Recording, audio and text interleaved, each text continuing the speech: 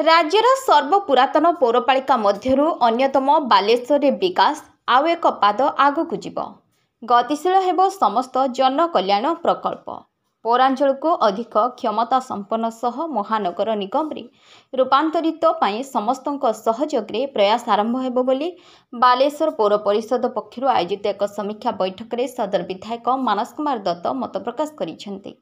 संप्रति पौरपालिका पक्षरु सहरांचल रे चलिथिबा 150 रु ऊर्ध्व प्रकल्पर अग्रगति और सफल कार्यकारिता संपर्क रे एही बैठक रे श्री दत्त समीक्षा करथिले। मुक्ता योजना भली आधारभूत व्यवस्था माध्यम रे सहरांचल विकास कार्य त्वरान्वित करबा उपरे श्री दत्त गुरुत्व देथिले। सहर परिधि अंचल सामग्रिक विकास पई आवश्यक परिवर्तित नूतनत्व कार्यशैली संपर्क रे से आलोचना करथिले।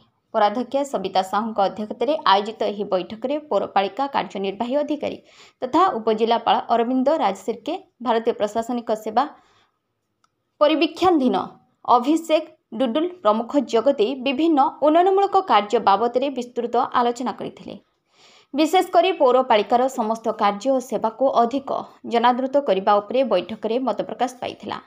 रास्ता पार्श्वर नाल और महानालर सफेई सह उद्वृत्त वर्षा जल निष्कासनर सुव्यवस्था चुनभाटी स्थित डंफी यार्ड्रे वर्ज्यवस्तु परिचालना एलईडी स्ट्रीट लाइट मरामती सह नूतन लाइट लगाजिबा भूमि अधिकार प्राप्त बस्ती बासिंदा को प्रधानमंत्री आवास योजना रे सामिल भूमिहीन बस्ती बासिंदा को बासोपयोगी जमी आवंटन आदर्श बस्ती योजना स्वच्छ भारत मिशन उठा दोकानी ऋण योजना पौरांचल रे नवनिर्मित शौचालय परिचालना प्रभृति विषय पर बैठक में आलोचना करा जायतिला।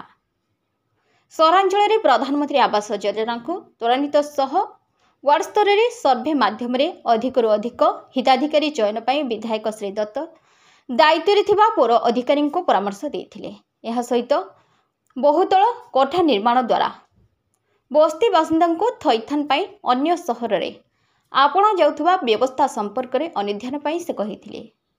सहरवासी मनोरंजन पाई मौलिक आवश्यकता को दृष्टि रखी प्रस्तावित पार्क निर्माण को त्वरान्वित करने को से परामर्श देथिले। सेहिपरि सहरर जनबसति मध्यरे कार्यरत वर्ज्यवस्तु परिचालना केन्द्रगुड़ी को प्रदूषण मुक्त करने को विभागीय अधिकारी को श्री दत्त निर्देश देथिले।